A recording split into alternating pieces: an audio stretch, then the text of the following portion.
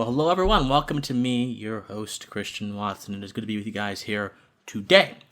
So, it is no secret, at least not to me and my understanding and approbation of the world, that the first full day of the Biden presidency has been a nothing short of an unmitigated cautionary tale, an unmitigated nightmare of a cautionary tale, I should add the adjective, to all Americans who care about freedom, to all Americans who care about any semblance of preserving their rights, the correct understanding of their rights at least, to all Americans who have even a little bit of antipathy towards militarism, even a little bit of antipathy towards government engineering the economy. And this could be Americans who are on the right or the left. These concepts transcend sort of political boundaries and go into the consciousnesses of many politically minded Americans. If you believe in any of that kind of stuff, or even if you believe in the basic values that fundamentally compose the American character,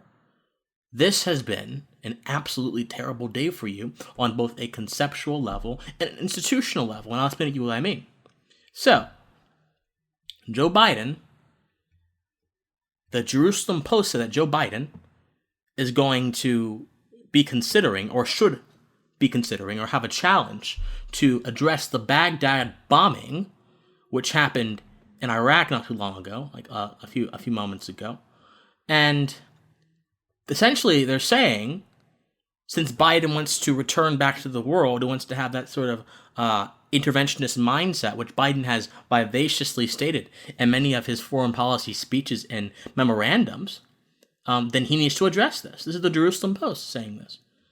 And so the bombing, which happened a few kilometers from the U.S. Embassy compound, I mean, this could possibly throw America back into another conflict with Iraq, or in Iraq, or with the insurgents in Iraq. So there's a potential of a war or a conflict looming overhead. This is the same potential which occurred and manifested brazenly in the Obama years. Whether it was Obama going into Syria, we didn't go into Syria, whether it was us going into Libya and usurping Gaddafi, and then throwing that country into years upon years upon years of systemic decline and chaos, and they've only recently gotten up on their feet, and even now there's still some insurgent chaotic tendencies to the Libyan government. I mean, regardless of what it is, going after Joseph Kony, then finding nothing, the Biden foreign policy mindset is entirely enslaved to the specter and the evil of militarism and to the institution of the military-industrial complex. That is where Biden's foreign policy is being guided. It's being guided by defense contractors. It's being guided by this imperialistic sense that America's meant to operate in the world and embed itself into the world. That is not the station of America, but Biden is already showing in his first full day of office that he may very well do that. Biden is also showing an affinity towards critical race theory. Now, for those of you who follow my work, you know that I am very outspoken against critical race theory. I think that it is an utterly reductionist ideology that considers a single quality of the individual, a single quality of the self, and reduces the complexity of the individual to that single quality, and thereby massacres and murders my potential, and massacres and murders the whole of who I am. It is essentially an academic rhetorical model meant for political expediency, meant to view reality in this sort of fantastical way that does not correspond to how reality actually is. And Biden has said with an executive order that he's going to reverse Donald Trump's right to stand against this kind of fantastical, subjectivism, and he's going to re-implement it back into federally funded programs and the government. As USA Today said here, President Joe Biden's executive order reverses Donald Trump's ban on race and gender diversity training, many of which those programs have critical race theory themes. It's terrifying. And so, Lambda Legal, which is one of the chief organizations pushing this sort of misunderstanding of people, pushing this sort of identity-based gospel into the public and legal sphere, they said the Trump administration's effort to quash any discussion of the continued pernicious impact of structural racism, implicit bias, and sexism in the United States society was both gratuitous and harmful. So they are happy that Biden has now flopped the narrative and he is now implementing these programs again because they think that they have an objective sense of how reality goes. They think, they being the Bidenites, they being the people on the left, think that they have an objective sense of how these things go. They think they can speak for the conditions of all people who they arbitrarily and artificially and demeaningly deem to be marginalized and oppressed.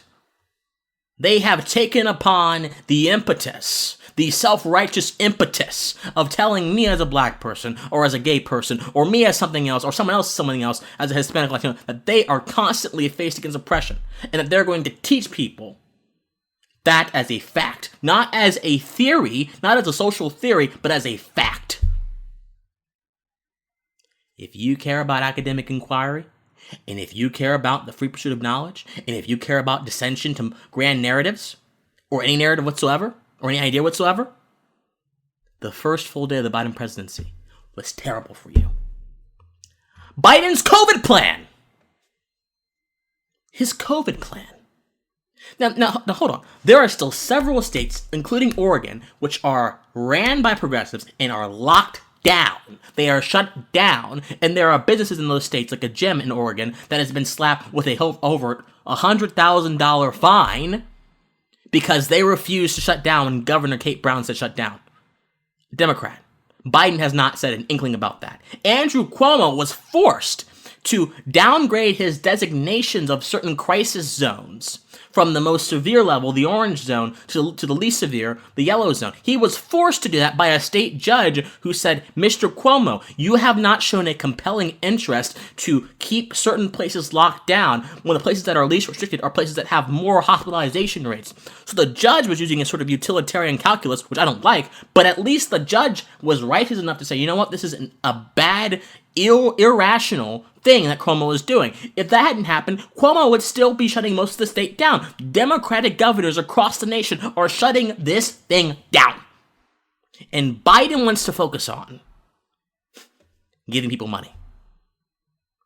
He wants to put a Band-Aid on the economic calamity as opposed to addressing the root of the economic calamity, of the economic malady here.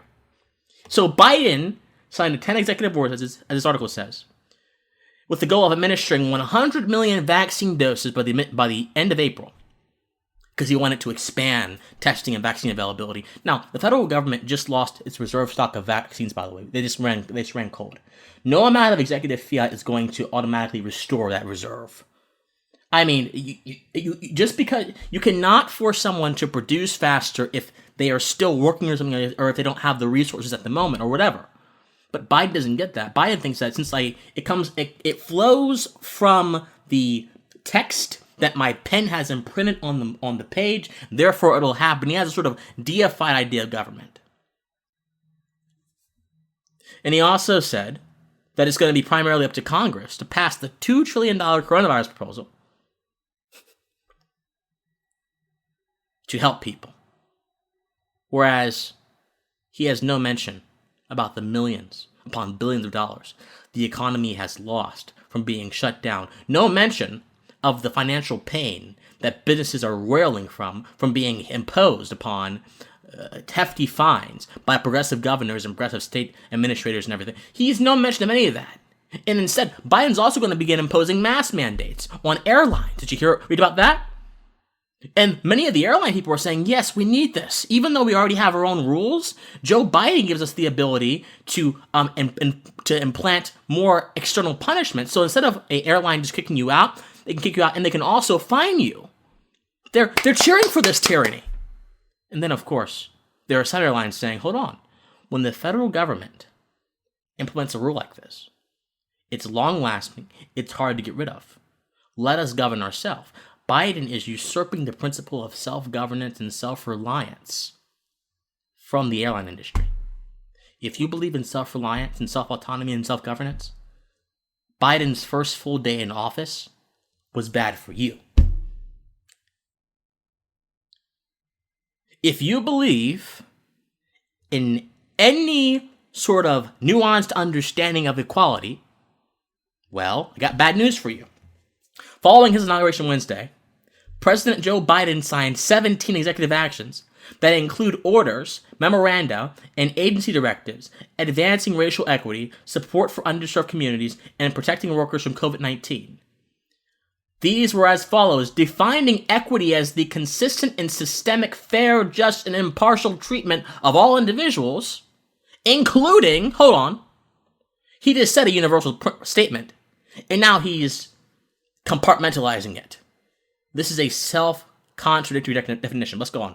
Including individuals who belong to underserved communities, such as Black, Latino, Indigenous, and Native American persons, Asian Americans, and Pacific Islanders, and other persons of color, people identifying as lesbian, gay, bisexual, transgender, people with disabilities. All these people, according to Biden, especially deserve fair treatment.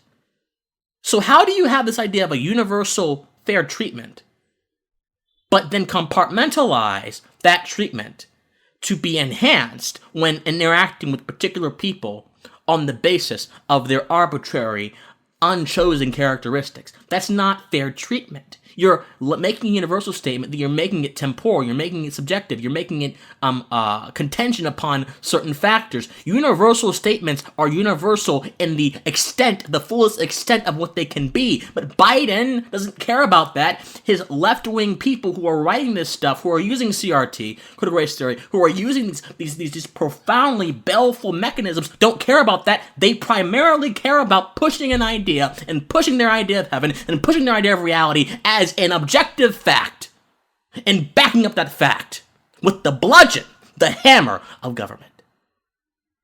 If you believe in nuance, if you believe in any centered idea of what it means to have equity, or any centered idea of what it means to have equality, or even who exactly enacts equity, and who exactly enacts equality, or if those two things are even necessary to have a free and prosperous society in the first place, Biden's first day was bad for you. So, I'm going to close here. I don't want to go on too long.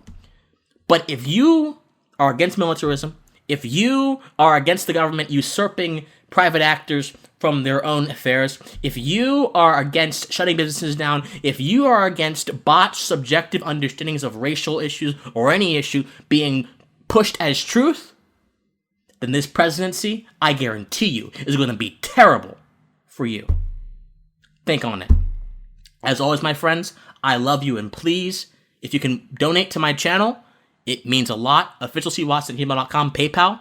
But other than that, my friends, please stay pensive. I love you. Good night. Hey guys, if you enjoy this message, please be sure to support my channel through PayPal. My PayPal is @officialcwatson, as you see on the screen. Any amount helps. Thank you so much, and stay pensive.